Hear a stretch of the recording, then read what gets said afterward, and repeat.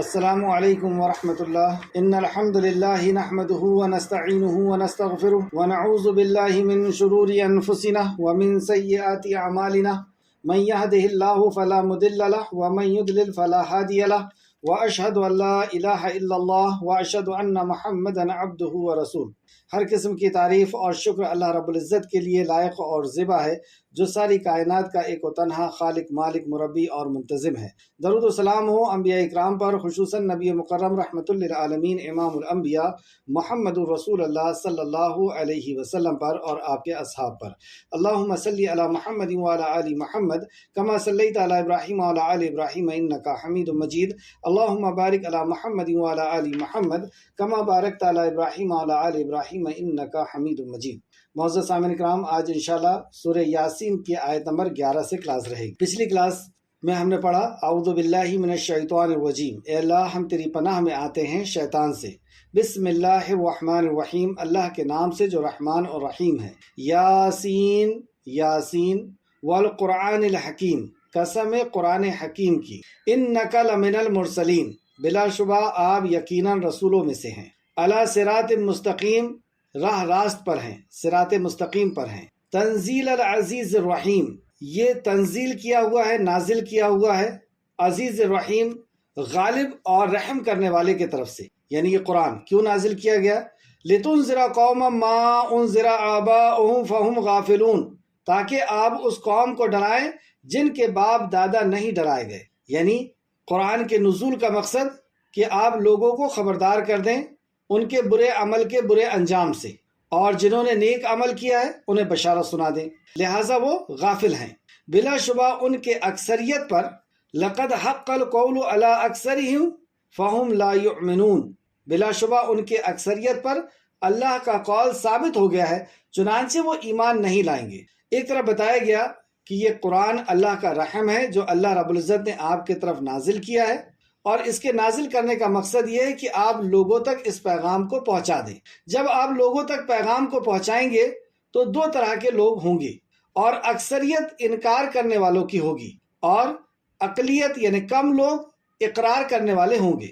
اور ہر دور میں یہی ہوا ہے کہ انبیاء علیہ السلام جب جب اپنی قوم کی طرف اللہ کا پیغام لے کر کے آئے ہیں، لوگوں کی اکثریت نے انکار کیا ہے، لیکن کچھ لوگوں نے وہاں پر اسلام بھی قبول کیا ہے۔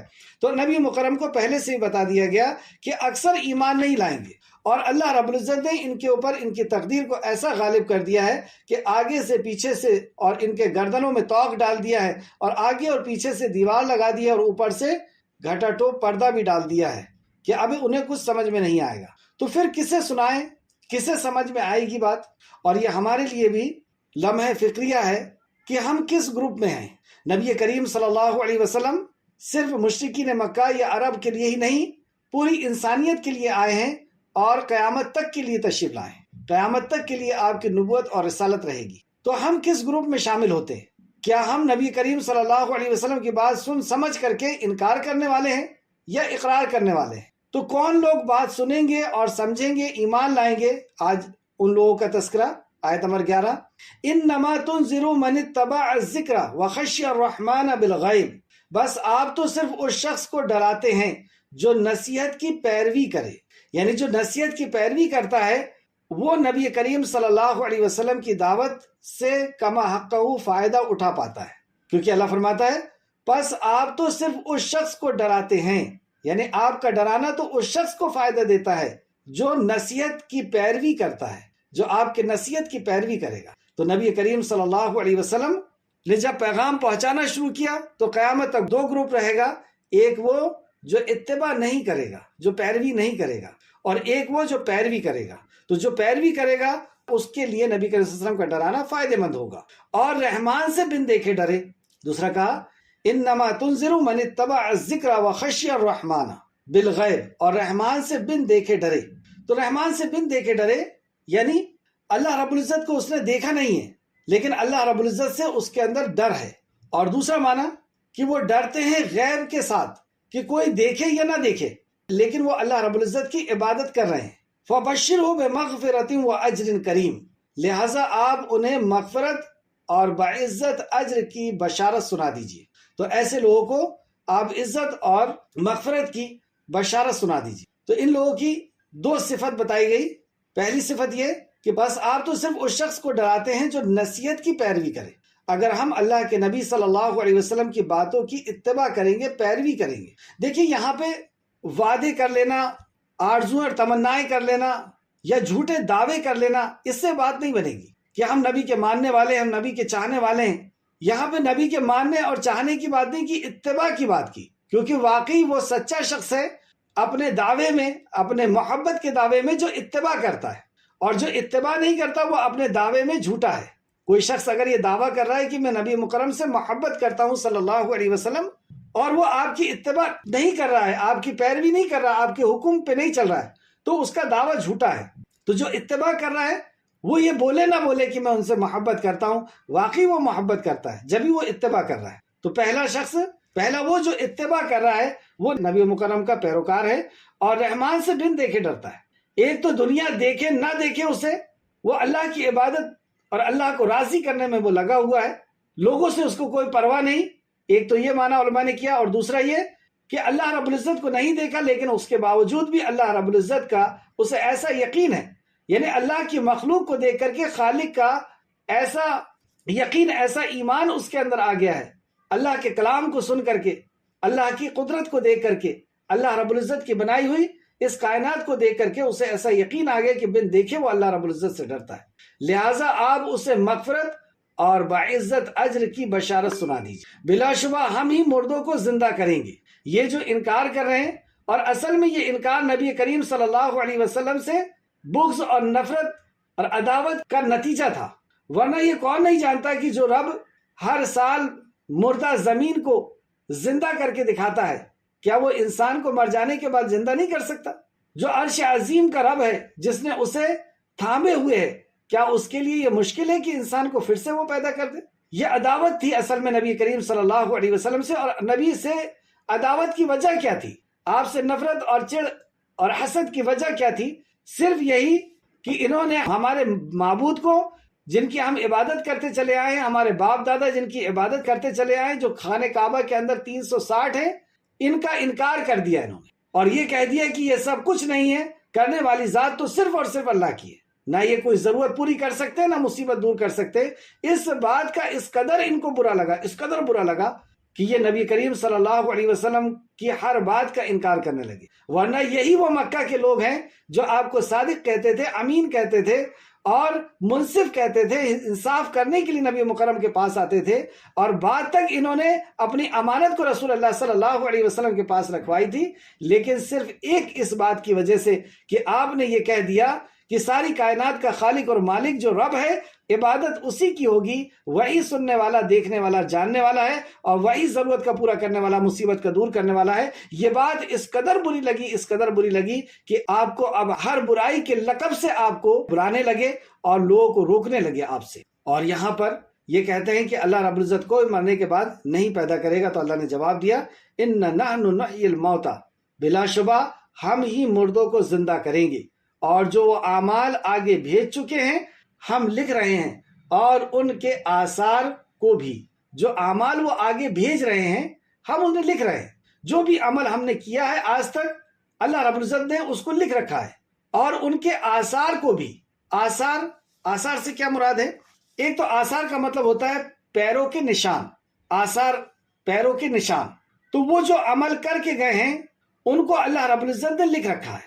اور آثار سے مراد جو عمل انہوں نے کرے ہیں اور ان عمل کی وجہ سے عمل ہو رہا ہے، ان کے عمل کی وجہ سے کوئی کام آگے ہو رہا ہے، اسے بھی آثار کہا جاتا ہے کہ تمہارے کام کیے ہوئے کام کی وجہ سے کوئی کام ہو رہا ہے. جیسے تفسیر ابن کثیر جلد نمبر 5 صفحہ نمبر 98، یعنی ہم ان کے اعمال کو بھی لکھ لیتے ہیں جو انہوں نے خود سر انجام دیے ہیں. انہوں نے خود جو کام کیے ہم ان کو لکھ لیتے ہیں، اور ان کے ان نشانات کو بھی، یہی آثار ہیں، ان نشانات کو بھی جو انہوں نے اپنے بعد پیچھے چھوڑ آئے ہیں، جو آثار انہوں نے پیچھے چھوڑا ہے، ہم انہیں ان کا بدلہ دیں گے. مطلب جو آثار انہوں نے چھوڑ کر کے آئے ہیں ہم انہیں ان کا بدلہ دیں گے. اور یہ آثار کیا ہیں؟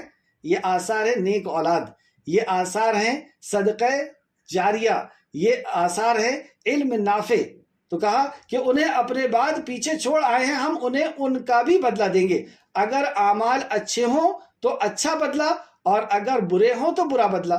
تو یہ آثار اچھے بھی ہوتے ہیں برے بھی، جیسے کسی نے بدعت کو چھوڑ کر کے گیا، کسی نے شرک کا کوئی گھر بنا دیا اور چھوڑ کر کے چلا گیا، تو جب تک وہاں پہ شرک ہوتا رہے گا، جب تک بدعتی نے بدعت چھوڑ کے گیا ہے بدعت ہوتے رہے گی۔ کسی نے شراب خانہ کھلوا دیا ہے تو شراب بکتے رہے گی، اور اسی طریقے سے کسی نے سنیما خانہ کھلوا دیا ہے، فلم کی جگہ کھلوا دی ہے، اور جب تک وہاں پہ فلم دیکھے جاتے رہے گی۔ کسی نے کسی کو تمباکو کھلانا سکھا دیا ہے، کسی نے کسی کو شراب پلانا، اور کسی نے کسی کو جھوٹ بولنا، اور اسی طریقے سے جو بھی برائی کی چیز کسی کو سکھا دیا ہے، جب تک وہ برائی کرتا رہے گا اسے بھی اس کے آثار ملتے رہیں گے، کیونکہ یہ آثار اس نے چھوڑا ہے۔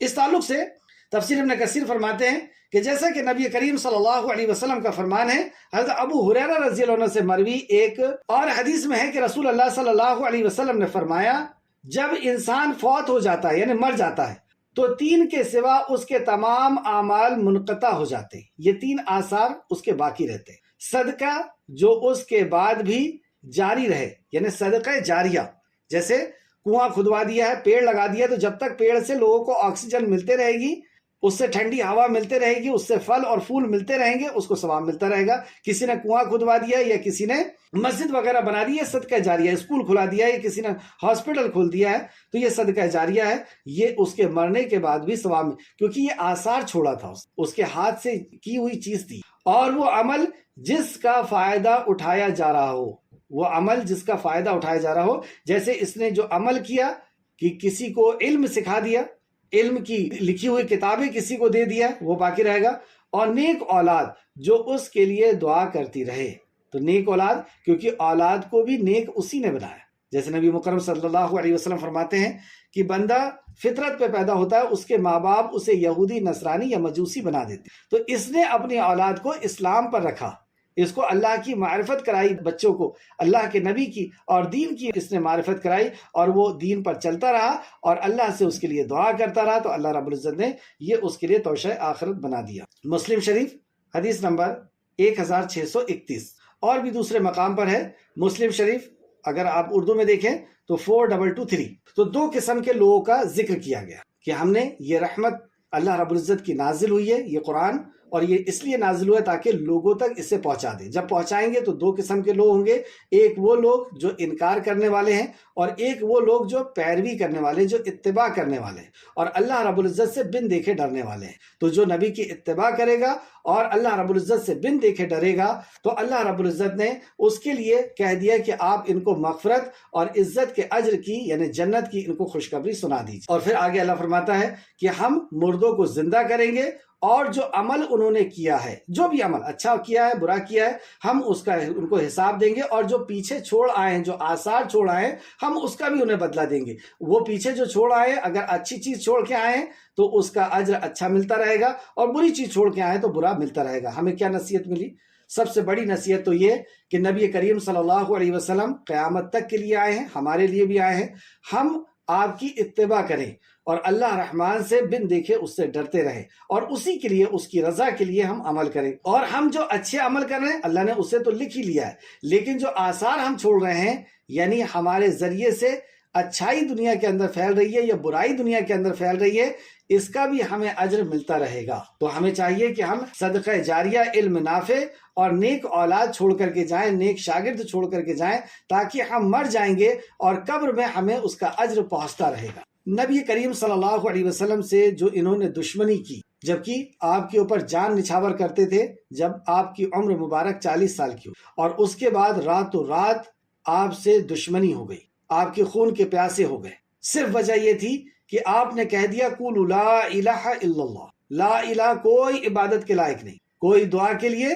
کوئی طواف کرنے کے لائق، یا کوئی چڑھاوا چڑھانے کے لیے، یا کوئی دعا کے لیے، یا کوئی مرادیں مانگنے کے لیے، کوئی کچھ نہیں کر سکتا، کرنے والی ذات صرف اللہ کی۔ تو ایسی دشمنی ہو گئی کہ آپ کے خون کے پیاسے ہو گئے، ایسا ہی ایک واقعہ اللہ رب العزت یہاں پہ بیان کر رہا ہے، کیونکہ صرف نبی کریم صلی اللہ علیہ وسلم سے دشمنی نہیں ہوئی تھی، صحابہ اکرام سے بھی دشمنی ہو گئی تھی، جو اسلام قبول کرتا تھا ان سے بھی دشمنی کرتے تھے اور بے تحاشا انہیں مارتے تھے۔ تو صحابہ اکرام کے لیے بھی ایک واقعہ آ رہا ہے اور قیامت تک کے لیے کہ آپ جب اس پیغام کو لوگوں تک پہنچائیں گے یا اس پیغام پر عمل کریں گے، رسول اللہ صلی اللہ علیہ وسلم کی بات پر یا انبیاء علیہ السلام کی بات پر جب آپ عمل کریں گے، یعنی توحید پر عمل کریں گے، تو آپ سے دشمنی کسی بھی حد تک کی جا سکتی ہے۔ جیسے بلال رضی اللہ عنہ کو گھسیٹا جا رہا ہے، خباب کو جلایا جا رہا ہے، سمیہ رضی اللہ عنہ کو 2 ٹکڑے کر دیے گئے، اور یاسر اور عمار رضی اللہ عنہ کو جو ہے سخت ریت میں یا سخت صحرا کے اندر باندھ کر کے اور برہنہ کر کے انہیں مارا جا رہا ہے۔ یہ ایسے سخت سے سخت کام کیے جاتے رہیں گے، اور وہ واقعہ اللہ رب العزت نے یہاں بیان کیا، وَاضْرِبْ لَهُمْ مَثَلًا أَصْحَابَ الْقَرْيَةِ إِذْ جَاءَهَا الْمُرْسَلُونَ، اور آپ ان کے لیے بستی والوں کا مثال بیان کیجئے جب ان کے پاس اللہ کے بھیجے ہوئے آئے۔ تو یہ دونوں کے لیے عبرت تھی، ایک تو صحابہ اکرام کے لیے بھی ایک نصیحت تھی، عبرت تھی، اور ایک تسلی تھی، اور مشرکین مکہ کے لیے کہ اگر ہم نے ان کی بات نہیں مانے اور ہم ان کے اوپر اسی طریقے سے ظلم کرتے رہے، ایک تو بات نہیں ماننا تھا تو ٹھیک ہے، بات نہیں مانتے، خاموشی رہتے، لیکن دوسرا یہ کہ ظلم کر رہے ہیں، اس دعوت کو روکنے کی کوشش کر رہے ہیں، اور روکنے کی کوشش کے لیے کسی بھی حد تک جا رہے ہیں، اور یہ انجام اس کا بہت سخت ہے۔ اس واقعے کے اندر یہ بتایا گیا کہ مشرکین مکہ اگر تم رکے نہیں اور تم اسی طریقے سے ظلم کرتے رہے تو اللہ رب العزت اس کی کیسی سزا دینے والا ہے، تمہارے لیے یہ عبرت والی بات ہے۔ اور جن کے اوپر ظلم ہو رہا ہے ان کو اللہ رب العزت نے کتنی بڑی بشارت سنائی، یہاں پہ دیکھیں۔ جس بستی کے بارے میں ذکر کیا گیا کہ ہم نے وہاں پر بھیجا، اور آپ ان کے لیے بستی والوں کی مثال بیان کیجئے جب ہم ان کے پاس اللہ کے بھیجے ہوئے آئے۔ اذ جاء المرسلون، تو یہ بستی انطاکیہ ہے، انطاکیہ روس کی ایک بستی کا نام ہے، انطاکیہ یہ وہ بستی ہے۔ اور یہ جو بھیجے ہوئے آئے ہیں، بعض مفسرین کا کہنا ہے کہ یہ عیسیٰ علیہ السلام کے احواری ہیں، یعنی مبلغ بن کر کے اور انطاکیہ کی طرف آئے تھے، لیکن دوسری تفسیر سے اور زیادہ صحیح بات یہی معلوم ہوتی ہے کہ یہ اللہ کے رسول ہیں، جیسے کہ اللہ نے فرمایا مرسلون، تو واقعی یہ رسول ہیں۔ اور اس کی کئی وجہ تفسیر ابن کثیر نے بیان کیے ہیں۔ ایک تو یہ کہ انطاکیہ کے لوگ عیسائی ہو گئے تھے، اور اس واقعے سے یہ پتہ چل رہا ہے کہ اس بستی کے لوگ جو ہے وہ اسلام قبول نہیں کیے تھے، اور بھی کئی وجوہات مفسرین نے بتائی ہے۔ زیادہ صحیح رائے یہی ہے کہ یہ اللہ کے رسول تھے۔ آگے آیت نمبر 14، جب ہم نے ان کے طرف 2 رسول بھیجے تو انہوں نے انہیں جھٹلایا۔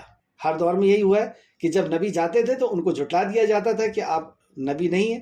پھر ہم نے انہیں تیسرے کے ساتھ تقویت دی، تب انہوں نے کہا بلا شبہ ہم تمہارے طرف بھیجے ہوئے رسول ہیں۔ تو 2 کو انہوں نے جھٹلا دیا، اللہ رب العزت نے تیسرے رسول کو بھیجا، اور تیسرے رسول نے بھی وہی پیغام دیا جو پہلے 2 رسولوں نے دیا تھا۔ ان کے لیے یہ بات قابل غور تھی، یعنی غور کرنا چاہیے تھا کہ واقعی یہ اللہ کے رسول ہیں، کہ پہلے جو 2 آئے تھے انہوں نے بھی کہا کہ ہم اللہ کے رسول ہیں، اور ان کا بھی پیغام وہی تھا، پیغام توحید، پیغام رسالت، پیغام آخرت، کہ آخرت کو یقین کر لو۔ اور یہ جو پھر تیسرے رسول آئے ہیں یہ بھی کہہ رہے ہیں کہ ہم اللہ کی طرف سے آئے، اور ان کا بھی پیغام وہی کی وہی ہے۔ اور یہ ہمارے لیے بھی بہت غور کرنے والی بات ہے کہ جتنے بھی انبیاء علیہ السلام اس دنیا کے اندر آئے ہیں ان سب کی سب سے پہلی دعوت ان اعبدوا اللہ کی، ایک اللہ کی عبادت ہو، واجتنبوا الطاغوت، اور طاغوت کا انکار ہو۔ ہر نبی نے ایک ہی دعوت لے کر کے آئے ہیں کہ اس چیز سے بچ جاؤ۔ تو تیسرے نبی کو اللہ رب العزت نے فرمایا کہ جب 2 کا انکار کر دیا گیا تو اللہ رب العزت نے اس بستی کو راہ راست پہ لانے کے لیے، آگاہ کر دینے کے لیے تیسرے نبی کو پہنچایا۔ اس سے ایک بات تو یہ پتہ چلتی کہ اللہ رب العزت ہر انسان سے محبت کرتا ہے، اور انہیں صحیح راستہ بتانے کے لیے اللہ رب العزت انبیاء کو بھیجتا ہے، اور دیکھیں بار بار بھیج رہا ہے، اور ہر طریقے سے انہیں سمجھایا جا رہا ہے۔ وہ کہنے لگے کہ تم ہمارے جیسے ہی بشر ہو، قالوا ما انتم الا بشر مثلنا، تو وہ کہنے لگے کہ تم ہم جیسے بشر ہو، یعنی ان کا یہ عقیدہ تھا، یہ سوچ تھی کہ اللہ کے اگر رسول ہیں تو وہ انسان نہیں ہو سکتے، وہ فرشتے ہونا چاہیے۔ لیکن آدم علیہ السلام سے لے کر کے اور محمد رسول اللہ صلی اللہ علیہ وسلم سب آدم علیہ السلام کے ہی بیٹے ہیں، سب آدم علیہ السلام کے ہی بچے ہیں۔ تو بہرحال وہ کہنے لگے کہ تم ہمارے جیسے بشر ہو۔ سورہ ابراہیم آیت نمبر 10، اور سورہ مومنون آیت نمبر 34، اور سورہ بنی اسرائیل آیت نمبر 94 ان سب میں آپ کو یہی مضمون ملے گا کہ اللہ رب العزت نے بشر کو ہی نبی اور رسول بنائے ہیں، اور کہنے لگے کہ تم ہم جیسے بشر ہی تو ہو، اور رحمان نے تم پر کوئی چیز نازل نہیں کی ہے۔ اس بات کا انکار کر دیا جو نازل ہوئی ہے۔ اصل میں کس چیز کا انکار ہے؟ جو توحید نازل ہوئی ہے اس کا انکار ہے۔ جو کتاب نازل ہوئی ہے، کتاب کا انکار کیوں ہے؟ کتاب کا انکار اس لیے کیونکہ وہ ہماری مرضی کے خلاف بات اس کے اندر لکھی ہوئی، ہمارے باپ دادا اور ہمارے رسم و رواج کے خلاف بات اس کے اندر لکھی ہوئی، ہم جن کی عبادت کرتے چلے آئے ہیں ان کے خلاف بات اس کے اندر لکھی ہوئی۔ یہ کیسے پتا چلا کہ یہاں پہ یہی مراد ہے؟ تو وہ آگے آپ دیکھیں گے کہ رسولوں نے کیا ایسی دعوت دی کہ اتنا بھڑک گئے یہ لوگ کہ یہ کہنے لگے کہ تم تو ہمارے جیسے بشر ہو، یعنی آپ کو جھوٹا ثابت کر دیا۔ پہلا نمبر پہ جھوٹا، ذات کے اوپر اٹیک۔ پھر سے سمجھیں، جب انبیاء علیہ السلام اللہ کی دعوت دے رہے ہیں کہ وہ جو ساری کائنات کا خالق مالک ہے، جس نے سورج چاند زمین و آسمان کو پیدا کیا، جس نے تمہارے لیے کھانا ہوا اور پانی کو پیدا کیا، تم اس کی عبادت کرو، تو ہونا کیا چاہیے تھا؟ اس بات کا انکار کرتے، اس بات کو جھٹلاتے کہ نہیں اللہ نہیں ہے، یا اللہ نے یہ چیز نہیں پیدا کیا۔ تو اللہ کو نہیں جھٹلا رہے کیونکہ اللہ کو جھٹلا بھی نہیں سکتے، تو پرسنل ذات کے اوپر آ گئے، اور نبی کے اندر بھی کوئی برائی نہیں مل رہی ہے، تو کیا کہہ رہے ہیں کہ اللہ نے کوئی چیز اتارا ہی نہیں، اللہ نے کوئی چیز نہیں اتارا۔ داعی کے ساتھ ہمیشہ ایسی ہوتا ہے کہ اس کی شخصیت کے اوپر جب کوئی برائی نہیں ملتی ہے اور اس کی دعوت کے اندر کوئی لچک نہیں ملتی ہے، دعوت کے اندر کوئی کمی نہیں ملتی ہے، جو دعوت وہ دے رہا ہے اس دین کے اندر بھی کوئی کمی نہیں ہے اور اس کی ذات کے اندر بھی کوئی کمی نہیں، تو اس کے اوپر اب الزام لگانا شروع کر دیں گے کہ تم جھوٹے ہو، تم فلاں ہو، تم فلاں ہو۔ تو اس طریقے سے الزام لگا رہے ہیں کہ تم جھوٹ بول رہے، یہ کوئی کتاب اللہ کی طرف سے نہیں آئی ہے۔ پھر تیسرے سے اللہ نے بھیجا، وہ کہنے لگے کہ تم ہم جیسے ہی تو بشر ہو اور رحمان نے کوئی چیز نازل نہیں کی، یعنی تم جھوٹ بول رہے ہو کہ اللہ نے قرآن نازل کیا اور اس کے اندر یا اللہ نے پیغام نازل کیا ہے، وحی نازل کیا ہے، اور اللہ نے یہ حکم دیا ہے کہ ایک اللہ کی عبادت ہوگی، وہی ضرورت پوری کرتا ہے، وہی مصیبت دور کرتا ہے، تو اس کا انکار کرتے ہیں۔ تم تو نرے جھوٹے ہو، تم تو نرے جھوٹے۔ اس کا جواب کیا ہونا چاہیے؟ یا ہم کیا دیتے اگر ہم دعوت دیتے اور ہمیں یہ کہا جاتا کہ تم جھوٹے ہو، اور اس قرآن میں ایسا نہیں لکھا، تم نے قرآن میں ہیر پھیر کر دیا ہو، یعنی ترجمہ تم نے اپنے مرضی سے کر دی، یا تفسیر تم اپنی مرضی سے کر رہے ہو۔ اس کا مطلب یہ ہے ہی نہیں کہ خانہ کعبہ کے اندر جو انبیاء علیہ السلام کے مجسمے تھے ان کی عبادت سے روکا ہی نہیں گیا، تم جھوٹ کہہ رہے ہو۔ اگر ہم سے ایسا کہا گیا تو اکثر و بیشتر کیا ہوگا کہ ہم اپنی صفائی دینا شروع کر دیں گے کہ نہیں ہم سچے ہیں، کیونکہ جب پرسنل پہ اٹیک کیا جاتا ہے تو ہم وہ دعوت اپنی بھول جاتے ہیں کہ ہم اللہ کا تعارف پیش کرنے کے لیے یہاں پر آئے ہیں، دین کا تعارف پیش کرنے آئے ہیں، نبی مکرم صلی اللہ علیہ وسلم کی تعارف پیش کرنے آئے ہیں، یہ ہم بھول جاتے ہیں اور ہم اپنی صفائی دینا شروع کر دیتے ہیں۔ یہاں پہ نبی نے کیا جواب دیا، دیکھیں کتنا پیارا جواب ہے۔ انہوں نے کہا ہمارا رب جانتا ہے کہ ہم یقیناً تمہارے ہی طرف بھیجے ہوئے۔ بالکل سمپل سا اور نرمی کے ساتھ جواب۔ یہ نہیں کہا کہ آج رات میں تیرے لیے دعا کرتا ہوں اور تمہارے پیر توڑواتا ہوں، اور آج ایسا میں کرتا ہوں، میں اللہ کا نبی ہوں، میرے اوپر وحی نازل ہوتی ہے، جبرائیل جیسی ہستی میرے اوپر روز آتی ہے، میں ابھی چیخ لگواتا ہوں، ایسا کچھ نہیں۔ انہوں نے کہا ہمارا رب جانتا ہے کہ ہم یقیناً تمہارے طرف بھیجے ہوئے ہیں، وما علینا الا البلاغ المبین، اور ہمارے ذمے تو صرف صاف صاف کھلا ہوا پہنچا دینا ہے۔ دیکھو ہماری ذمہ داری صرف یہ ہے کہ ہم اس پیغام کو پہنچا دیں، کوئی زبردستی نہیں ہے آپ کے اوپر، آپ چاہو تو مانو، آپ چاہو تو نہ مانو، ہمارا کام تھا پہنچا دینا، حساب اللہ لے گا، حساب اللہ لے گا۔ ہم نے آپ کو خبردار کر دیا کہ دیکھو جس راستے سے آپ جا رہے ہو وہ راستہ بہت خطرناک ہے، وہ کانٹیوں والا، جھاڑیوں والا اور سانپ اور بچھو والا یا جنگلی جانور والا وہ راستہ ہے، ہم نے تمہیں بتا دیا، اب تم چاہو تو چلو، تم چاہو تو نہ جاؤ۔ اسی طریقے سے انبیاء علیہ السلام نے راستہ بتا دیا کہ جو تم کفر کر رہے ہو، جو تم شرک اور بدعت کر رہے ہو، تو جو انسانیت کے اوپر تم ظلم کر رہے ہو، اس کا انجام بہت خطرناک ہے۔ انسانیت کے اوپر جو ظلم کر رہے ہو، بچوں کے اوپر یا بیوی کے اوپر یا پڑوسی کے اوپر یا کسی کے بھی اوپر جو ظلم کر رہے ہو، اس کا انجام بہت خطرناک ہے۔ ہمارا تو کام تھا خبردار کر دینا، اگر آپ مانتے ہو تو ٹھیک ہو، نہیں مانتے ہو تو ٹھیک ہے۔ وہ کہنے لگے، اس کے جواب میں وہ کیا کہتے ہیں؟ وہ کہنے لگے ہم تو تمہیں منحوس خیال کرتے ہیں۔ قالوا انا تطیرنا بکم، تطیرنا اسی سے ہے فعل لینا، بدشگنی لینا، تو ہم تو تمہیں بدشگن سمجھتے ہیں کہ جب سے تم ہماری بستی میں آئے ہو، ہماری بستی کے اوپر یہ مصیبتیں آ رہی ہیں، تمہارا آنا تمہیں دیکھنا ہی منحوس ہے۔ تو کسی سے یہ مشرکین کا عمل ہے کہ وہ انبیاء علیہ السلام سے بدشگنی لیتے تھے، یہ مشرکین کا عمل ہے۔ ایک اور دوسرے مقام میں سورہ آراف آیت نمبر 131 کے اندر بھی یہی مضمون آپ کو ملے کہ خبردار ان کے، اللہ رب العزت اس آیت کے اندر فرماتا ہے کہ خبردار ان کی بدشگنی نحوست اللہ کے ہاں مقدر ہے لیکن ان میں سے اکثر نہیں جانتے۔ تو یہ جو بدشگنی لے رہے ہیں، یہ بدشگنی اللہ رب العزت کے ہاں ہے، اللہ نے تقدیر میں لکھی ہوئی ہے۔ کسی کے آنے سے، کسی کے جانے سے کوئی اچھا سگن یا برا سگن نہیں ہوتا کہ تم انبیاء علیہ السلام کو یہ سمجھ رہے ہو کہ ان کے آنے سے سب برائی برا ہو رہا ہے، برا سگن ہے ان کے آنا، یا کسی کے آنے کو تم اچھا سگن سمجھو۔ تو اچھا یا برا کسی کے آنے سے، کسی کو دیکھنے سے، یا کسی انسان کے یا کسی اور مخلوق کے دیکھنے سے کوئی چیز اچھی ہو جاتی ہے، بری ہو جاتی ہے، یا نمبر سے، یا دن سے، یا مہینے سے، ایسا نہیں ہے۔ اللہ رب العزت نے فرمایا کہ اللہ کے ہاں ہے لیکن ان کے اکثر لوگ، یہ سب اللہ کے ہاں لکھا ہوا ہے، یہ اللہ کی تقدیر، اللہ نے تقدیر میں تمہارے لکھ دیا ہے۔ اور یہاں پہ بھی دیکھیں اور کیا کہتے ہیں، اگر تم باز نہ آئے، یعنی جو تمہاری دعوت ہے اس دعوت سے اگر تم رکے نہیں، اگر تم باز نہ آئے تو ہم تمہیں ضرور سنگسار کر دیں گے، یعنی پتھروں سے مار کر کے تمہیں ہلاک کر دیں گے، تمہیں ختم کر دیں گے، اور تمہیں ہمارے طرف سے ضرور دردناک سزا پہنچائی جائے گی، ہمارے ہاتھ سے تمہیں دردناک سزا دی جائے گی، پتھروں سے مار کے تمہیں ہلاک کر دیں گے۔ انہوں نے کہا، انبیاء علیہ السلام پھر اس کے جواب میں پھر بہت ہی نرمی سے جواب دے، بتائیں جس کے پاس اتنا پاور ہے کہ اللہ رب العزت کے نبی ہیں، اللہ رب العزت نے بھیجا ہے، جس کے پاس اللہ کی طرف سے فرشتے نازل ہو رہے ہیں، اور کس قدر نرمی، یہ ہے مجاز دعوت، ہماری مرضی سے نہیں چلے گا۔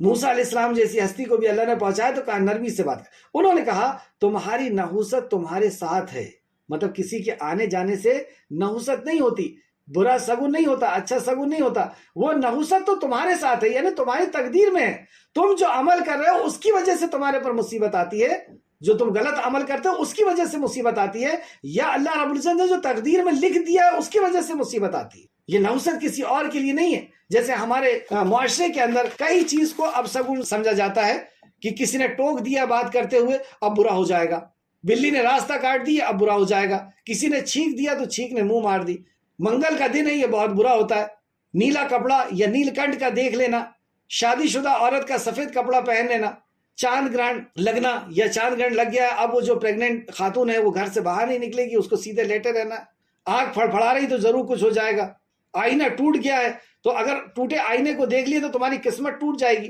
بتائیے قسمت کا لکھنے والا کیا وہ آئینہ ہے کہ وہ بے جان آئینہ اگر وہ ٹوٹا ہوا ہے تو اسے ہم دیکھ لیں گے تو ہماری قسمت پھوٹ جائے گی؟ قسمت لکھتا کون ہے؟ کس نے بنایا ہے تقدیر؟ اس قدر ایسا کمزور عقیدہ، ایسا اندھ وشواس، ایسا کمزور عقیدہ کہ ایک بے جان چیز کے اوپر یقین رکھ رہے ہیں، دودھ کا گر جانا، کتے کا بھونکنا، الو نے اگر بول دیا تو اب ضرور کسی کی موت ہو جائے گی۔ بتائیے وہ ایک جانور، ایک چھوٹا سا پرندہ، اس کے بولنے سے کیا کسی کی روح نکل جائے گی؟ زندگی اور موت کا مالک کون ہے؟ یہ سب شرکیہ عقائد ہے، شرکیہ عقائد، یہ مشرکوں کے عقائد ہے۔ ٹٹیری بول رہی ہے شام کے وقت جھاڑو نہیں لگانا ہے، کیوں نہیں لگانا ہے؟ برکت چلی جائے گی، صاحب اوٹے کو صاف نہیں کرنا ہے، برکت چلی جائے گی۔ تو برکت، اللہ اکبر، تمہاری گندگی کے اندر برکت رہتی ہے۔ یہ اسلام جو پاکی کا مذہب ہے اور پاکی اور صافی سکھاتا ہے، یہ تمہارا یہ عقیدہ ہو گیا کہ گندگی رہے گی تو برکت آئے گی۔ صفائی نہیں کر سکتے رات کے اندر، رات میں ناخن نہیں کاٹ سکتے، شام کو جھاڑو نہیں دے سکتے، کوئی اگر الٹا پیدا ہو گیا اس کے لیے مصیبت ہو گئی کہ اس کی پیدائش الٹی ہوئی ہے، اور یہ کوئی پیٹھ کے اندر کوئی اگر کوئی نس دب گئی ہے یا کچھ ایسا ہو گیا، درد ہوتا ہے تو یہ لات مارے گا تو ٹھیک ہو جائے گا۔ بتائیے بیماری کا دور کرنے والا کون ہے؟ جس کی الٹی ولادت ہوئی ہے اس بیماری کا دور کرنے والا ہے کہ اللہ دور کرنے والا ہے؟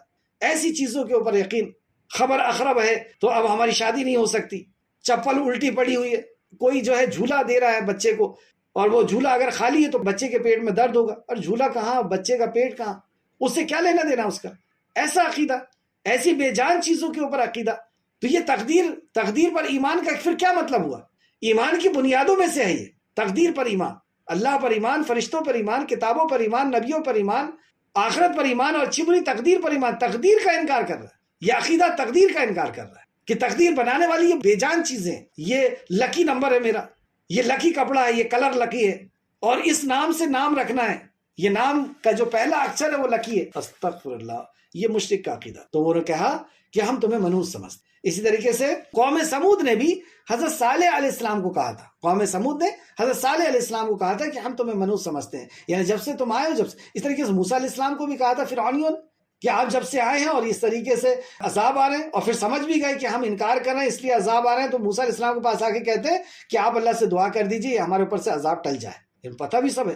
تو وہ کہنے لگے ہم تمہیں منحوس خیال کرتے ہیں، یعنی ابشگون سمجھتے ہیں، اگر تم باز نہ آئے، یعنی جو تمہاری دعوت ہے۔ اب دعوت کیا ہے یہ آگے راز کھلے گا، حالانکہ قرآن میں دوسرے مقامات سے یہ واضح ہے کہ دعوت تو دعوت توحید ہی ہے، لیکن یہاں پر بھی ہم آگے دیکھیں گے کہ وہ دعوت کیا تھی۔ تو اگر تم باز نہ آئے، یعنی تم اپنی دعوت سے، اپنی تبلیغ سے باز نہ آئے، تو ہم تمہیں ضرور سنگسار کر دیں۔ یہ مشرکین کے لیے، وہ جس کی عبادت کرتے ہیں وہ ان کی پونجی ہوتی ہے، اور جب اس پر بات کی جاتی ہے تو یہ بہت زبردست طریقے سے بوکھلا، پھر وہ یہ نہیں دیکھتے کہ یہ کون ہے جو سامنے، یہ بیٹا ہی کیوں نہ ہو، یہ بیوی ہی کیوں نہ ہو، یہ شوہر ہی کیوں نہ ہو، وہ اس کا دشمن ہو جاتا۔ یہ ہم بالکل خیال نہ رکھیں کہ وہ لوگ مجھ سے محبت کرتے ہیں تو وہ بات مان لیں، یا میں ان کا رشتہ دار ہوں تو وہ بات مان لیں۔ اگر ہدایت ان کے مقدر میں نہیں لکھی ہے، یعنی وہ اللہ کو جاننے کے بعد اللہ کا انکار کر رہے، تو اللہ بھی زبردستی اپنی عبادت نہیں کرانے والا۔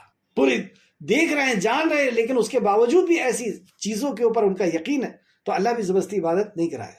تو اس قدر بھی دشمنی ہوتی ہے کہ سیدنا ابراہیم علیہ السلام کے والد، ابراہیم علیہ السلام تو بیٹے تھے نا، لیکن وہاں پر بھی انہوں نے یہی کہا تھا کہ ابراہیم اگر تو باز نہ آیا تو میری نظروں کے سامنے سے چلا جا، گھر سے نکل جائے، ورنہ میں تجھے مار مار کر کے سنگسار کر دوں گا، پتھروں سے مار کر کے میں تجھے ہلاک کر دوں، نکل جائے یہاں سے۔ تو پھر ابراہیم علیہ السلام اپنے والد کی طرف شفقت کی نظروں سے دیکھتے ہوئے جاتے ہیں اور کہتے ہیں کہ ابا جان میں آپ کے لیے دعا کرتا رہوں گا۔ تو یہاں پہ پتہ چلا کہ جن کی وہ عبادت کر رہے ہیں، اصل میں وہ ان کے اوپر ان کی ایسی آستھا، ایسا یقین ہے کہ ان کے خلاف وہ کچھ سننا پسند نہیں کر رہے، بلکہ وہ جان رہے ہیں کہ یہ نہ دیکھ سکتے ہیں، نہ سن سکتے ہیں، نہ اپنی حفاظت کر سکتے ہیں۔ وہ اچھی طریقے سے جان رہے ہیں کہ جو دھاگا باندھے ہوئے ہیں، اگر اس دھاگے کو اوپر سے کاٹ دیں گے تو وہ گر جائے گا، وہ اپنی حفاظت نہیں کر سکتا۔ وہ جان رہے ہیں کہ جس کی ہم عبادت کر رہے ہیں وہ سن نہیں رہے، دیکھ نہیں رہے، سب کچھ جاننے کے بعد وہ اللہ رب العزت کا انکار کرتے ہیں، اور ایسی ہٹ دھرمی ان کے اندر آ جاتی ہے، ایسا ان کے اندر تکبر آ جاتا ہے کہ وہ حق کا انکار کرتے ہوئے جو حق بات کہہ رہا اس کے اوپر جان لیوا حملہ کرنے کی کوشش کر۔ تو انہوں نے کہا کہ اگر تم باز نہ آئے تو ہم تمہیں ضرور سنگسار کر دیں گے، اور تمہیں ہمارے طرف سے ضرور درد دینے والا عذاب پہنچے گا۔ انہوں نے کہا تمہاری نحوست تو تمہارے ساتھ ہی ہے، یعنی ہمارے آنے سے تمہارا کچھ برا ہو رہا ہے یا اچھا ہو رہا ہے، ایسا کچھ نہیں۔ کسی کے آنے سے، کسی کے جانے سے، کسی کے دکھنے سے، اور کسی نمبر سے اور کسی کلر سے کچھ نہیں ہوتا، اور کسی دن سے کچھ نہیں ہوتا، کسی مہینے سے کچھ نہیں ہوتا کہ یہ محرم کا مہینہ ایسا ہو جائے گا ویسا جائے گا، کچھ نہیں۔ یہ نحوست تمہارے ساتھ لگی ہوئی ہے، یعنی تقدیر تمہارے ساتھ لکھی ہوئی۔ کیا اگر تمہیں نصیحت کی جائے، بلکہ تم لوگ حد سے بڑھ جانے والے ہو، یعنی تمہیں نصیحت کی جاتی ہے اور تم اسے نحوست کہتے ہو، اور تم اتنا بگڑ بیٹھے کہ مار پیٹ کے لیے اتر آئے، جبکہ ہم تمہیں کیا کر رہے ہیں؟ ہم تو تمہیں صرف نصیحت کر رہے ہیں نا کہ یہ چیز بری ہے اور یہ چیز اچھی ہے۔ یہاں پر بھی انبیاء علیہ السلام بہت ہی نرمی کے ساتھ جواب دے، اسی بیچ میں کہ پوری قوم مارنے کے لیے، جان سے مار دینے کے لیے کھڑی ہے، چاروں طرف گھیر کر کے، اور ایک شخص شہر کے کنارے سے دوڑتا ہوا آ رہا ہے، ان کا نام ہے حبیب نجار۔ یہ لکڑی سے سامان بنانے والے، یعنی ہمارے علاقے میں اس کو بڑھئی کہتے ہیں، لکڑی فرنیچر بنانے والے۔ ان تک بھی پیغام پہنچا تھا، کیونکہ انبیاء علیہ السلام پورے گاؤں میں گھوم گھوم کر کے ایک ایک شخص تک بات پہنچا دیے، اس لیے تو شہر کے کنارے سے ایک آدمی دوڑتا ہوا آیا، یعنی صرف دعوت شہر کے سینٹر میں نہیں دی گئی تھی، پورے شہر میں دی گئی تھی، اور شہر کے ایک آدمی بات کو جو ہے اس نے سمجھ لیا، اس نے ایمان لے آیا۔ اور جب انبیاء علیہ السلام کے اوپر اٹیک ہو رہا تھا، قوم مارنے کی کوشش کر رہی تھی، اس کے ایمان نے اس بات کو برداشت نہیں کیا کہ میرے ہوتے ہوئے نبی کو تکلیف پہنچائی جائے اور میں اس وقت جو ہے ایمان کو چھپا لوں، اور اس کے ایمان نے اس بات کو بھی برداشت نہیں کیا کہ میں حق کو چھپا کر کے اور کمرے کے اندر رہ کر کے اور سیدھے جنت میں چلے جاؤں۔ اس نے چاہا کہ جس طرح یہ سمجھا رہے ہیں ایک بار میں بھی سمجھانے کی کوشش کرتا ہوں، یہ میری قوم کے لوگ ہیں، شاید میری بات سمجھ جائیں۔ تو دیکھیں وہ شہر کے کنارے سے دوڑتا ہوں، کیسا دلیر شخص تھا جب یہ دیکھ رہا تھا کہ یہ تو انہوں نے ایسا کام کر لیے ہیں دعوت دے کر کے، یعنی موت کے منہ میں تو یہ چلے ہی گئے، اب تو ان کو یہاں کی گورنمنٹ جو ہے وہ ختم کر دے گی، شہر کے جو سردار ہیں انہیں ختم کر دیں گے۔ لیکن اسے یقین تھا کہ ختم کرنے والی ذات تو اللہ کی ہے، وہ جب تک چاہے گا اس نے زندگی جتنی لکھی ہے اتنی ہی مجھے ملنا ہے، اور وہ اپنے ایمان سے بھرا ہوا آتا ہے۔ اللہ سبحانہ تعالیٰ نے اس کا ذکر اپنے کلام میں کر دیا کہ قیامت تک لوگ اس کو پڑھتے رہیں گے اور اس واقعے کو ایک ایک لفظ کا اسے 10 نیکی ملتی رہے گی. کتنا خوش نصیب شخص تھا کہ اس کے عمل کو اللہ رب العزت نے اس قدر پسند کیا ہوا. اور شہر کے پرلے کنارے سے ایک آدمی دوڑتا ہوا آیا. کیا نام بتایا میں نے آپ کو؟ حبیب نجار. اس نے کہا اے میری قوم تم رسولوں کی پیروی کرو. یہاں پہ آپ نوٹ کریں ایک ایک بات کو، کیا اسٹیٹمنٹ ہے ان کا. سب سے پہلا اسٹیٹمنٹ، سب سے پہلی بات، سب سے پہلی دعوت، اور وہ دعوت یہ ہے، اس نے کہا اے میری قوم تم رسولوں کی پیروی کرو. یہ کہا کہ میری پیروی کرو، میرے ایک بڑے ہیں ان کی پیروی کرو. ایک سچے داعی کی یہی پہچان کہ وہ یہ کہے گا کہ رسول کی پیروی کرو، حدیث پر چلو، جو صحیح حدیث ہے اسے مانو. میں کبھی جھوٹ بھی بول سکتا ہوں، یہ بھی ہو سکتا ہے کسی کے پریشر میں آ کے جھوٹ بھی بول سکتا ہوں، یا یہ ہو سکتا ہے کہ وہ علم مجھ تک نہ پہنچاؤ، علم تو سمندر ہے، نہ پہنچاؤ. یہ بھی ہو سکتا ہے کہ میرے پاس وہ علم آیا تھا لیکن میں بھول گیا. انسان ہونے کے ناطے سب کچھ ہو سکتا ہے. میری اتباع نہیں کرنی ہے، تمہیں رسول کی اتباع کرنی. سبحان اللہ، زبردست اسٹیٹمنٹ. اس نے کہا اے میری قوم کے لوگوں تم رسول کی مان لو. اب رسول کی پہچان بتا رہے ہیں کہ رسول کون ہوتے ہیں. تم ان کی پیروی کرو جو تم سے صلہ نہیں مانگتے جبکہ وہ ہدایت یافتہ ہیں. دو بات، دھرم گرو کی دو پہچان، انبیاء کی دو پہچان بتائی کہ تم سے بدلہ نہیں چاہتے. تم اتنی تو عقل رکھو کہ وہ تم سے بدلہ نہیں چاہ رہے. یعنی آدمی کوئی نہ کوئی غرض سے تو کام کرتا ہے، تو پھر ان کی غرض کیا ہے، ان کا مقصد کیا ہے؟ جب دنیا کا تم سے کچھ بدلہ ہی نہیں چاہ رہے کہ تم عزت کرو، تم انہیں دان دکشنا دو، یا تم انہیں جو ہے نذرانے دو، یا انہیں تم جو ہے ایک کوئی سیٹ پر بیٹھا لو اور ان کے ہاتھ چومو اور پیر چومو، یا ان کو کھانے پینے کے لیے دو، انہیں سردار بناؤ، تم سے کچھ بدلہ ہی نہیں چاہتے، تو پھر کام کس کے لیے کر رہے ہیں؟ اس کا مطلب واقعی اللہ کی طرف سے آئے، یہ تو اللہ کے لیے کام کر رہے ہیں، دنیا میں کچھ لینے کے لیے تیار نہیں. یہ ایک لمحہ فکریہ ہوتا ہے، یعنی ایک سوچنے کی بات ہوتی ہے اس قوم کے لیے کہ آخر یہ چاہ کیا رہے ہیں. جیسے مشرکین مکہ نے سارے آفر رکھے نبی کریم صلی اللہ علیہ وسلم کے پاس کہ آپ چاہیں تو ہم دولت مند بنا دیتے ہیں، بادشاہت دے دیتے ہیں، پاور دے دیتے ہیں، فلاں کر دیتے ہیں، فلاں کر دیتے ہیں. لیکن انہوں نے کیا کہا؟ نہیں، میرا کام تو صرف یہی ہے کہ اس دعوت کو، دعوت توحید کو لوگوں تک پہنچانا. مجھے تمہاری زمین سے، تمہاری بادشاہت سے کوئی لینا دینا نہیں. یہاں تک آپ نے کہا کہ میرے ایک ہاتھ میں سورج اور ایک ہاتھ میں چاند رکھ دیں گے تو بھی میں رکنے والا نہیں.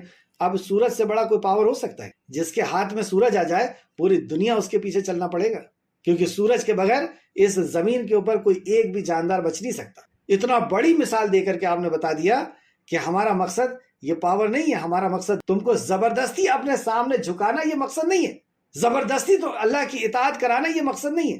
مقصد تو یہ ہے کہ تم حق اور ناحق کو پہچان لو، تم سچ اور غلط کو پہچان لو، تم جان لو ساری کائنات کے خالق اور مالک ہو، اور اس سے مانگ کر کے تم اپنی مانگیں پوری کرو. بے عزت مت ہو، ذلیل مت ہو مخلوق کے پیچھے جا کر کے، پتھروں کے پیچھے جا کر کے اور پیڑوں کے پیچھے جا کر. بہرحال تو پہلا اسٹیٹمنٹ کہ تم رسول کی بات مانو. دوسرا، تم اس کی پیروی کرو جو تم سے بدلہ نہیں چاہتے. مطلب نبی تم سے بدلہ نہیں چاہتے، یعنی وہ اللہ کی طرف سے آئے، اللہ سے بدلہ چاہتے ہیں، اور وہ ہدایت یافتہ بھی ہیں، یعنی وہ جو کہہ رہے ہیں نا اس پہ عمل بھی کرتے ہیں. وہ دھرم گرو کی دوسری پہچان، جو وہ کہتے ہیں اس پہ عمل کرتے ہیں. ایسا نہیں کہ تمہیں کہہ رہے ہیں کہ پرائی عورت پہ نظر نہیں ڈالو اور پھر استغفر، ایسا نہیں ہے. جو وہ کہتے ہیں اس پہ عمل کرتے ہیں. اور ہم بھی اگر اس پیغام کو پہنچانا چاہ رہے ہیں تو ہمارا بھی اسٹیٹمنٹ یہی ہونا چاہیے کہ اللہ کے رسول کی بات مانو. میں جو بتا رہا ہوں یہ حدیث ہے، اس حدیث کو اللہ کے رسول کی بات مانو، میری بات نہیں مانو.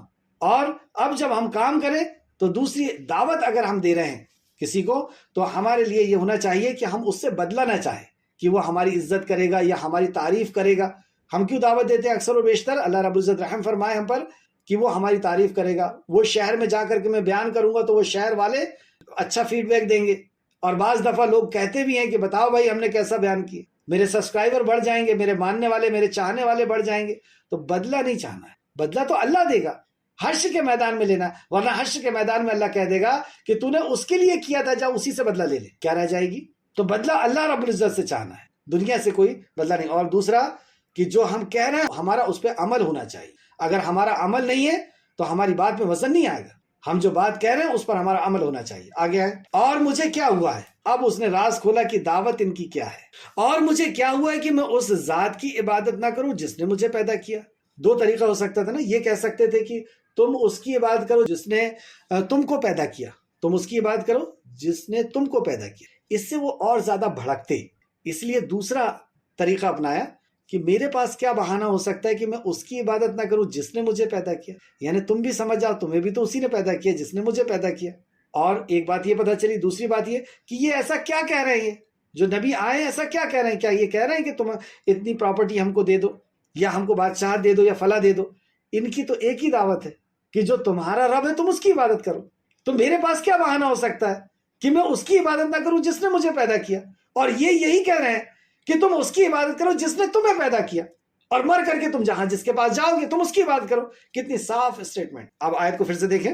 اور مجھے کیا ہے کہ میں اس ذات کی عبادت نہ کروں جس نے مجھے پیدا کیا. کتنی صاف بات. اللہ اکبر. لیکن جسے ہدایت نہیں ملنا ہے اسے نہیں ملنا, وہ پڑا ہی رہے گا کسی انسان کے سامنے, یا کسی جنات کے سامنے, یا کسی فرشتے. اور پھر اس کے بعد اسٹیٹمنٹ, اور تم سب اسی کے طرف لوٹائے جاؤ گے. دیکھو پیدا بھی اسی نے کیا, اور سب ہم مر کر کے اسی کے پاس جائیں گے, کہیں اور نہیں جانا. اور جب ہم اس کے پاس جائیں گے تو کیا جواب دیں گے کہ پیدا تو نے کیا تھا لیکن ہم عبادت کسی اور کی کر کے آئے, مر کے تو ہم کو اسی کے پاس جانا. اچھا کوئی بھی یہ نہیں کہتا, اگر وہ شرک بھی کرتا ہے نا تو کوئی یہ نہیں کہتا کہ ہم مر کر کے وہ فلاں جگہ جانے والے, بامبے میں فلاں جگہ ہے ہم وہاں جانے والے ہیں. کہیں پر بھی ایسا نہیں کہتا. کیا کہتا؟ اوپر جانے والے, اللہ کے پاس جانے. تو تمہیں ڈر نہیں لگتا کہ تم اس کے پاس جاؤ گے اور وہ بولے گا کہ تم نے میرا حق کسی اور کو دے کے کیسے آئے؟ حق مار کے آئے ہو نا. تو آگے ایک اور اسٹیٹمنٹ دیکھیں, کیا میں اس اللہ کے سوا دوسروں کو معبود بنا لوں؟ اب باطل معبود کا کیسا انکار کر رہے ہیں. ابھی تک اس بات ہوا, اب نفی.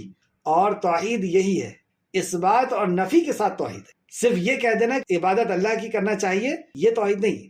جب تک غیر کا انکار نہ ہو جائے, اللہ کے علاوہ کا انکار نہ ہو جائے, جب تک وہ توحید نہیں بن سکتی. جیسے لا الہ, پہلے انکار ہے, کوئی عبادت کے لائق الا اللہ, مگر اللہ کی. تو اس بات اور نفی دونوں. کلمے کے اندر پہلے نفی ہے پھر اس بات ہے. یہاں پہ پہلے اس بات آیا کہ میرے پاس کیا بہانہ ہو سکتا ہے کہ میں اس کی عبادت نہ کروں جس نے مجھے پیدا کیا, اور مر کر کے ہم سب اسی کی طرف جانے والے ہیں. کیا میں اب نفی کر رہے ہیں, کیا میں اس اللہ کے سوا دوسروں کو معبود بناؤں؟ اگر رحمان مجھے تکلیف پہنچانے کا ارادہ کرے تو ان کی سفارش میرے کچھ کام نہ آ سکے, اور نہ وہ مجھے چھٹا ہی سکے. پورے باطل معبود کو انہوں نے چکنا چور کر کہ یہ جتنے ہیں تمہارے, یہ کوئی ان کی سفارش میرے کوئی کام نہیں ہے. یہ سفارش بھی اگر کریں گے نا کہ اس کو اولاد دے دے, یا اس کو باغات دے دے, اور اس کی بیماری ٹھیک کر دے, ان کی کوئی سفارش کوئی کام نہیں آنے والی ہے, اور ان میں سے کوئی مجھے چھٹا نہیں سکتا. اگر میں نے ایسا کیا, شرک کیا نا میں نے, تو پھر کوئی میرے کام نہیں آ سکتا. اور دوسری بات یہ, اور آیت پہ پھر سے غور کریں, کیا میں اس کے سوا, ہے نا یہاں پہ اللہ بریکٹ میں لکھا ہوا ہے, کیا میں اس کے سوا, مطلب عربی میں جو ہے وہ صرف ہے کیا میں اس کے سوا دوسروں کو معبود بنا لوں؟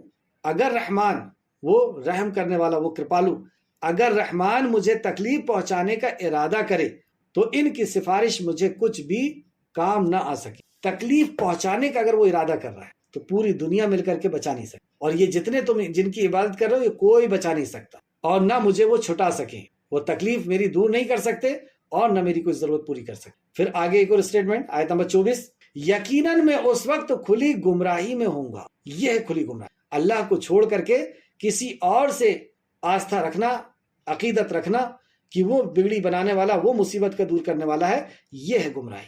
تو یقیناً میں اس وقت کھلی گمراہی میں ہوں گا. اب یہ آخری اسٹیٹمنٹ, اور یہ بہت ہی پیارا, کہ ذرا سا بھی اگر سلیم الفطرت ہوتے تو روح کانپ اٹھتی اس اسٹیٹمنٹ. انی آمنت بربکم فاسمعون, بلا شبہ میں تمہارے پروردگار پر ایمان لے آیا, سن لو میری بات, میں تمہارے پالنہار پر. یہ نہیں کہا کہ یہ جو تین ہے ان کا کوئی پالنہار ہے, یہ بھی نہیں کہا کہ میرا کوئی ہے, میرا کوئی بت ہے, میرا کوئی بڑا ہے, میرا کوئی پیڑ ہے, میرا کوئی پتھر ہے, یہ نہیں کہا. تمہارا جو پالنہار ہے میں اس پر ایمان لیا. اکثر و بیشتر جب آپ کسی کو دعوت دے رہے ہیں تو اس کے ذہن میں ایک بات چلتی ہے کہ یہ اپنے مذہب کے طرف بلا رہا ہے, اپنے فرقے کے طرف بلا رہا ہے, یہ اپنے فرقے کو بڑھانا چاہتا ہے. کسی کو بھی آپ دعوت دیں گے, نوٹ کریں آپ, تو اس کے ذہن میں اندر ہی اندر شیطان ایک پلاننگ ڈالتا ہے کہ یہ اپنے فرقے کی دعوت دے رہا ہے, یہ اپنے مذہب کی دعوت دے رہا ہے, یہ اپنے مالک کی دعوت دے رہا ہے. ان کے اسٹیٹمنٹ اسٹارٹ سے کیسے ہوئے کہ میں اپنے طرف نہیں, رسول کے طرف بلا, میں اپنے فرقے کی طرف نہیں, میں اپنے فرقے کے کسی بڑے کی طرف نہیں, محمد الرسول اللہ صلی اللہ علیہ وسلم کی طرف بلا رہا ہوں.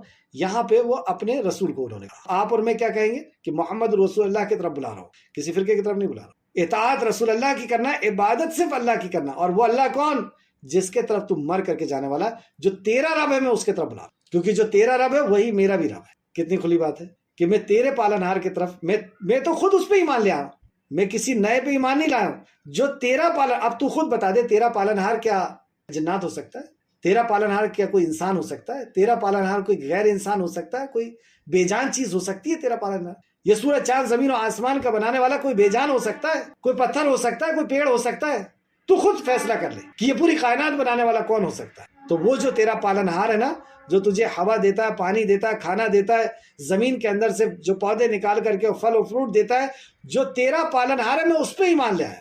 کتنی موٹی بات تھی، لیکن نہیں سمجھ میں آنا ہے تو نہیں سمجھنا۔ جب ہٹ دھرمی آ جاتی ہے، غرور و تکبر آ جاتا ہے، اسی کو تکبر بولتے ہیں، حق کو پہچان لینے کے بعد انکار کر۔ تو بلا شبہ میں تمہارے رب پر ایمان لے آیا، رب یعنی پالنہار پہ ایمان لے آیا، لہٰذا تم میری بات سن لو۔ کیا دلیل؟ کیا کیا قوم نے بے تحاشا مارنا شروع کر، اور یہاں تک مارا کہ انہیں شہید کر دیا۔ کیا کہتے ہیں آگے؟ کہا گیا کہ لدخل الجنت، کہا گیا کہ جنت میں داخل ہو۔ اللہ رب العزت نے کامیاب کر دیا کہ جنت میں داخل ہو۔ اس نے کہا، اب جب وہ جنت میں چلے گئے اور جنت کی نعمتیں انہیں مل گئی، جیسے کہ نبی کریم صلی اللہ علیہ وسلم نے فرمایا کہ خبردار جو اللہ کی راہ میں شہید کیے گئے انہیں مردہ مت گمان کرو، وہ زندہ ہیں لیکن ان کی زندگی کا تمہیں شعور نہیں۔ تو وہ کہتے ہیں، اس نے کہا کاش میری قوم جان لے۔ دیکھیں وہاں پہنچنے کے بعد بھی ان کی یہی خواہش ہے۔ وقت ہو گیا ہے، انشاءاللہ تعالی اس کے آگے ہم کر لیتے ہیں۔ آخر میں اللہ رب العزت سے دعا ہے کہ خالق مالک جو کچھ بھی ہم نے پڑھا اس پہ ہمیں مزید غور و فکر کرنے کی توفیق عطا فرما۔ جب تک ہمیں زندہ رکھ، ایمان، اخلاص اور عمل صالح کے ساتھ زندہ رکھ۔ ہمارا خاتمہ بالخیر فرما اور نیکوکاروں کے ساتھ ہمارا شمار۔ آمین یا رب العالمین۔ السلام علیکم ورحمۃ اللہ وبرکاتہ۔